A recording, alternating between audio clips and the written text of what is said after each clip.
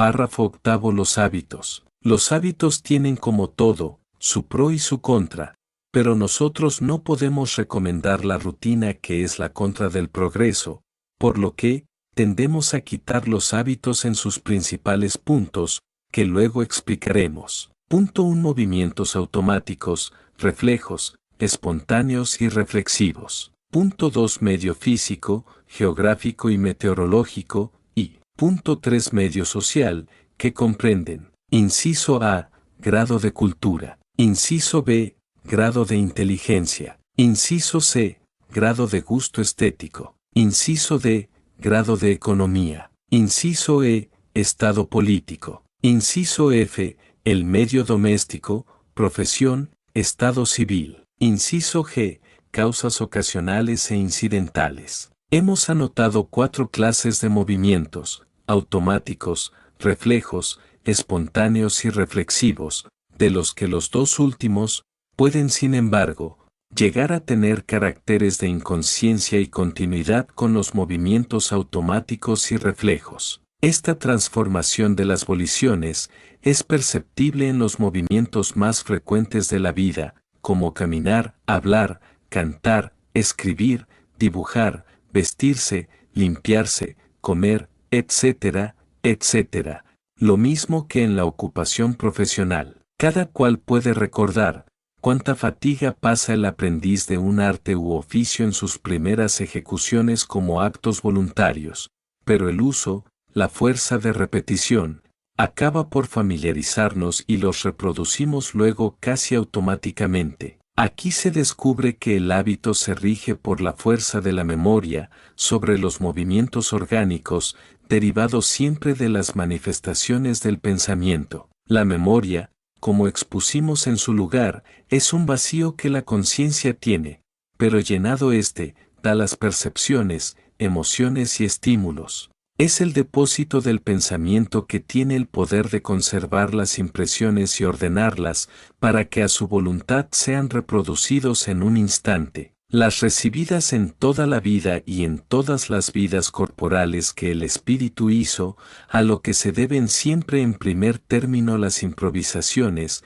las ideas, las invenciones y el progreso, que se opone a las encontradas en nuestros textos y ambiente, y en segundo término, se deben a la inspiración y manifestaciones de otros espíritus, que por ley solidaria universal nos dan. Las pruebas físicas son nuestro estudio y ya hemos dicho que, de las corrientes recibidas sobre el cerebro, se origina la irritación y contracción, etc., de los sistemas de nuestro organismo. Así, pues, tanto las contracciones, como las irritaciones, asociadas siempre a nuestros fenómenos fisiológicos y psicológicos, se archivan en sus correspondientes centros nerviosos mediante un proceso orgánico. Esto confirma nuestro axioma máximo de que lo que una vez es, ya no puede dejar de ser y lo es eternamente, porque lo lleva el espíritu como prueba de que lo hizo y como laurel de su victoria. Desde luego,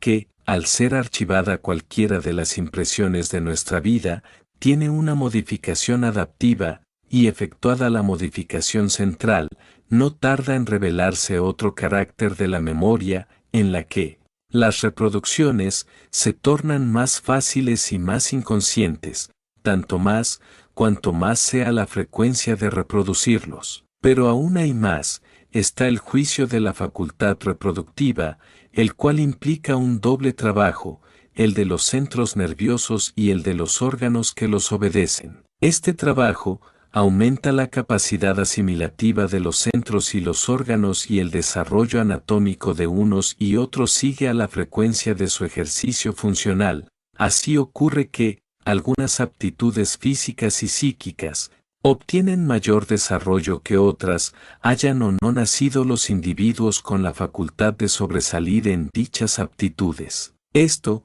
cuando se trata de fenómenos asimilados por el hábito, que cuando se trata de individuos facultativos, mediums, entonces, los fenómenos son producidos extraciencia y al natural. Entonces, el hábito es algo más que el poder de transformar nuestros movimientos voluntarios en inconscientes y automáticos. El hábito implica una facultad de adaptación del organismo a ciertos medios ambientes como los anotados al principio del párrafo. Así, por ejemplo, el medio físico abarca a. Las causas e influencias geográficas en cuya virtud las necesidades mediterráneas difieren de las litorales. En estas pueden dominar las industrias comerciales iniciadas por causa de la pesca y en las primeras los trabajos extractivos de la tierra y las manufacturas. B. Las causas o influencias meteorológicas de acuerdo con las cuales varían las necesidades y los medios de satisfacerlas, habiendo diferencia de los anteriores en punto al vestido, alimentos y energías, según el clima y los fenómenos meteorológicos ordinarios. El medio social es más alto y comprende, inciso A, las causas o influencias de la cultura en grado y clase, por la agrupación social a que pertenece el individuo, los ejemplos de costumbres que hacen la rutina, malean y desvían la voluntad mejor organizada y es a causa de una forma de preocupación o prejuicio de diferencia. Es indudable que, el sostenimiento de las clases, es el origen de los odios y las guerras internas en las naciones, y no menos cierto también que, esas mismas clases entrañan las guerras entre naciones y entre todo el mundo, por lo que, se impone la desaparición de las clases bajo el régimen comunal, legislado plebiscitariamente sin influencias de clases, fin que persigue esta escuela y para lo cual hace estos cursos de filosofía única y austera. Inciso B. Las causas o influencias debidas al espíritu dogmático, rutinario o religioso de la inteligencia colectiva que obra sobre el individuo en forma de prejuicios. Para evitar esta causa original de todos los males, esta escuela desconoce a toda religión y sus dioses y condena todos los dogmas, presentando como único credo y no dogmático, pues debe aceptarse por convicción, el espiritismo, luz y verdad, solidarizado con todo el universo. Inciso C. Las causas o influencias que emanan del gusto artístico de una agrupación, afirmando los sentimientos estéticos por medio del ejercicio y que robustecen la voluntad, templan las pasiones y emancipan las existencias de sufrimientos. Inciso de las causas o influencias que emergen de la economía social cuyos estados extremos pueden arrastrar a los individuos a adquirir hábitos igualmente depresivos, como vemos, cuando el desequilibrio económico se manifiesta por provechos superiores a los normales, porque entonces hay descuido y decadencia en las costumbres sencillas y no se atiende eficazmente al trabajo realmente productivo y aumentan las tendencias parásitas y los gastos superfluos, olvidando la verdadera economía, denunciando un bajo nivel de provecho inferior a las necesidades y se produce un desaliento que solo es compensado con hábitos viciosos,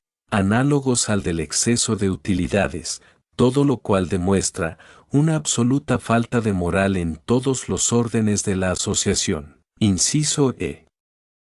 Las causas o influencias que surgen del estado político de una sociedad, en la que sus autoridades pueden contribuir con su ejemplo a corregir o pervertir las costumbres étnicas de las muchedumbres, lo cual da origen a las revueltas y hasta la guerra que en estos momentos se cierne sobre todo el mundo, porque todos los estados políticos fueron escandalosos y ya no hay remedio para la tierra, más que en el régimen comunal como lo tiene codificado esta escuela, para cuando los hombres en su mayoría lo pidan, pues no ha de ser impuesto por la fuerza bruta, sino por la fuerza de la razón y del amor. El medio doméstico abarca la educación recibida en el hogar, en la escuela y centros de cultura, la profesión adoptada que imprime su sello al individuo y el estado civil sobre todo, pues es bien distinta la vida y la moral y la manera de ser y vivir del soltero, del viudo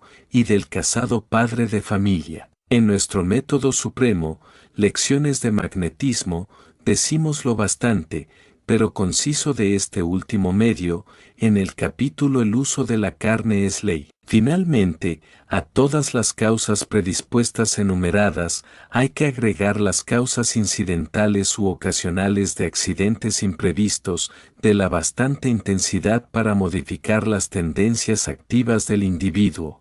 Por ejemplo, un desengaño amoroso que exalta o abate. Un incidente político que retrae o enciende al individuo o al grupo que lo compone, un remordimiento por hechos y costumbres que hacen tomar resoluciones místicas o desesperaciones, como el hecho de Judas. Las resoluciones de Pablo, de Agustino, de Ignacio de Loyola, que, sin embargo, examinados en la filosofía verdadera, no son casos del acaso, sino efectos del destino, preparados por el propio espíritu de los individuos, porque no hay nada casual.